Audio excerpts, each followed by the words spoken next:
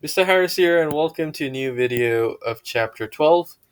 In this, we're going to talk about how digestion in the stomach occurs. So, in the previous video, we already learned about how digestion in the mouth cavity occurs. So, first off, let's see where our stomach is. Our stomach is right over here, it's already circled. It is a bag like organ. And our stomach, it has something called churning.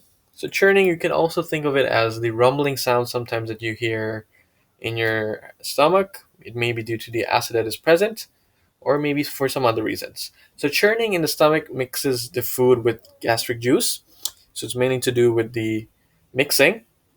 And the solid food would turn into a semi solid paste, thanks to of course, the gastric juice over here.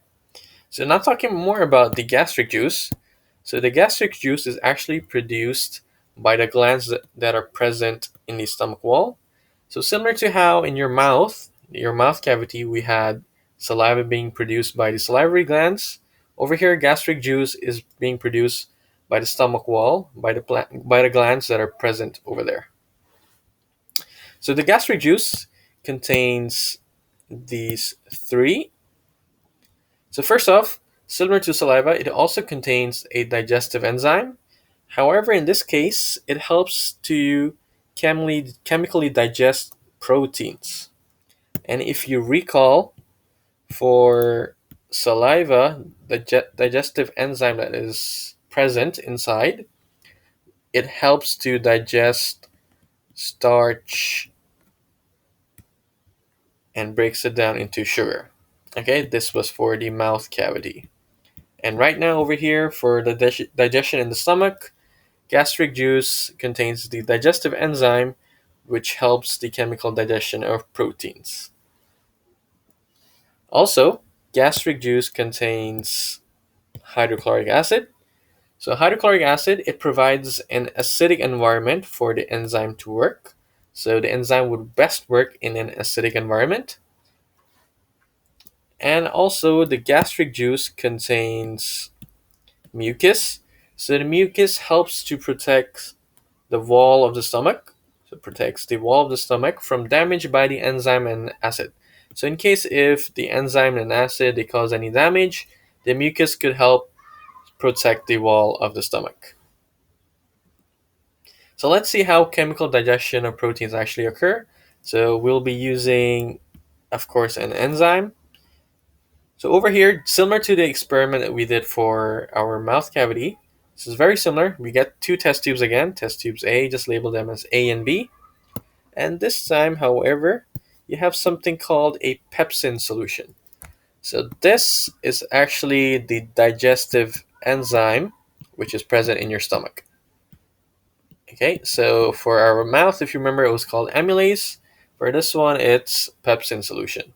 So just a digestive enzyme, and also add 10 drops of the dilute hydrochloric acid. So this somewhat mimics the gastric juice, which contains hydrochloric acid. So just to provide that acidic environment.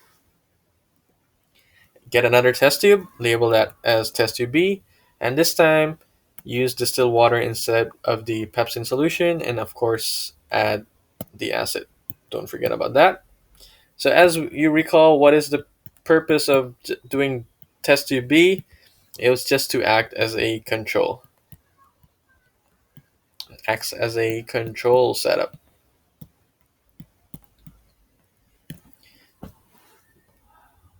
So let's see. After we got two test tubes ready, and then we add egg whites. So as we know, we learned egg whites are very rich in proteins. So these are rich in proteins. So you can already guess the one that has pepsin in it, this digestive enzyme will be able to chemically digest this protein. However, the one in test tube B, the egg white will just remain there. So again, after roughly around an hour, take test tubes A and B out of the water and see what happens to the egg whites. So, in which tube has a slice of egg white become smaller? Of course, it is in test tube A, and the reason behind is because in the presence of pepsin, which is the digestive enzyme, the egg white was digested. And I told you the purpose of test tube B was to just act as a control setup.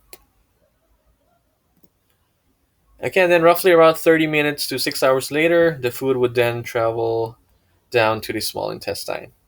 Okay, so this is how digestion in the stomach occurs. Mainly, the main points to take away are that the stomach contains gastric juice, which are produced by the glands. Okay, and of course, the gastric juice contains digestive enzymes, contains hydrochloric acid, and of course contains mucus. And the digestive enzyme, it helps the chemical digestion of proteins. Okay, so I'll see you guys in the next video where we will talk more about digestion in the small intestine.